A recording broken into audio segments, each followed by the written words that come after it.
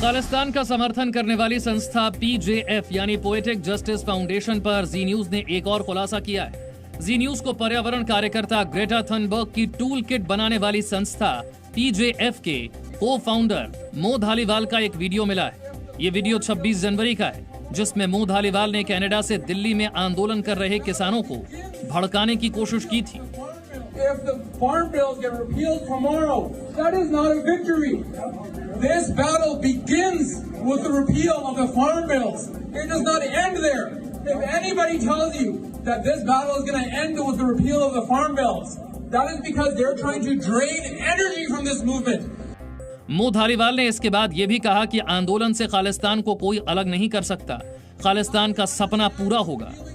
They're trying to tell you that you are separate from Punjab and that you are separate from the Khalistan movement. You are not, and you have to at some point. I just want you to hear this. I want the young people to hear this. The reason why the Khalistani people are so passionate about this is because 40, 50 years later, we are seeing the truth that they predicted in the 1970s. Zee news लगातार किसान आंदोलन के नाम पर बड़ी अंतर्राष्ट्रीय साजिश का खुलासा कर रहा है। ग्रेटा थनबर्ग के ट्वीट में मो धालीवाल की संस्था पोएटिक जस्टिस फाउंडेशन का पावर पॉइंट प्रेजेंटेशन मिला। जी न्यूज पर दिखाए गए दस्तावेजों का दिल्ली पुलिस की जांच में भी जिक्र है।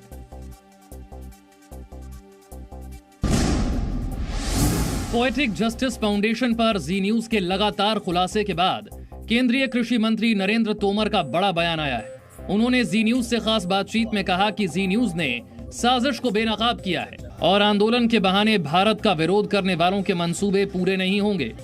जी न्यूज ने काफ़ी विस्तार से इस खबर को दिखाया है और इससे देशवासी जागरूक हुए। जिनके मन में भारत का विरोध करना है वो इस बात से बेफिक्र रहें कि उनका कोई भी मंसूबा भारत में पूरा नहीं होगा।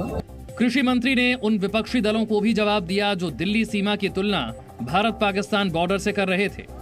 जो लोग भारत और पाकिस्तान की सीमा से किसान आंदोलन के बॉर्डर की तुलना कर रहे हैं, इससे ज़्यादा हास्यास्पद और गैर जिम्मेदाराना बयान और कोई नहीं। उधर दिल्ली पुलिस ने लाल किला हिंसा मामले में एक और खुलासा किया है।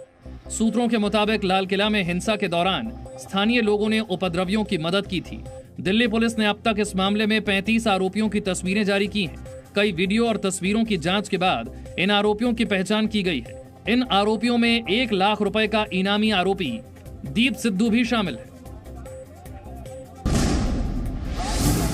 कृषि मंत्री नरेंद्र तोमर का राज्यसभा में दिया गया खून से खेती वाला बयान कार्यवाही से हटा दिया गया है। कृषि मंत्री नरेंद्र तोमर ने जी न्यूज से खास बातचीत में अपने बयान पर सफाई दी है। उन्होंने कहा कि राज्यसभा में कांग्रेस के सांसद मल्लिकार्जुन खड़गे हाथ में वो बुकलेट लिए हुए थे जिसे राहुल गांधी ने कुछ दिनों पहले जारी किया था।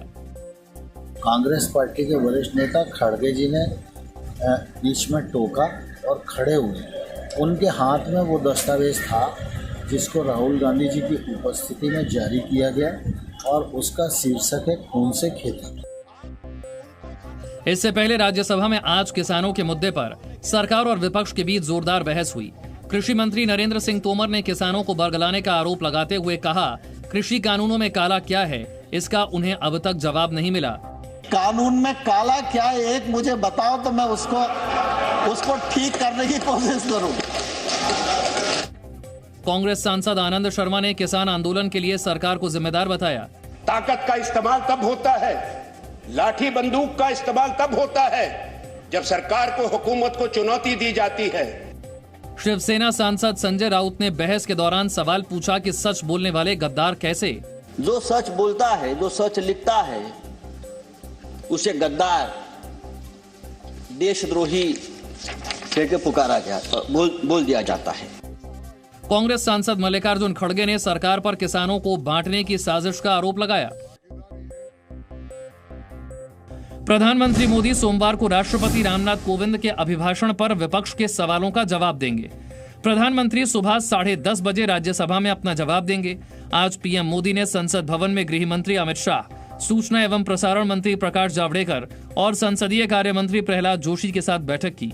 8 फरवरी को बीजेपी सांसदों को राज्यसभा में मौजूद रहने का व्हिप जारी किया गया है। 8 से 12 फरवरी तक संसद में मौजूद रहने का निर्देश दिया गया है। राज्यसभा में राष्ट्रपति के अभिभाषण पर धन्यवाद प्रस्ताव पर 3 दिन की बहस हुई। बहस में 25 दलों के करीब 50 स्पीकर्स ने हिस्सा लिया। ये सबसे लंबी बहस में से एक कही जा रही है, जिसमें बीजेपी के 18, कांग्रेस के 5 और अन्य राजनीतिक दलों के 27 सांसदों ने हिस्सा लिया। पीएम मोदी सोमवार को क्वेश्चन आवर में विपक्ष के सवालों के जवाब देंगे। सरकार के कृषि कानूनों के विरोध में किसान आंदोलन का आज 72वां दिन है। कल 6 फरवरी को दिल्ली, उत्तर प्रदेश और उत्तराखंड को छोड़कर पूरे देश में किसान 3 घंटे का चक्का जाम करेंगे। दोपहर 12 बजे से 3 बजे तक किसानों की चक्का जाम की योजना है और दोपहर 3 बजे किसान हॉर्न बजाकर एकता का संदेश देंगे। Presenting B News app, available on Google Play and App Store. Download it now.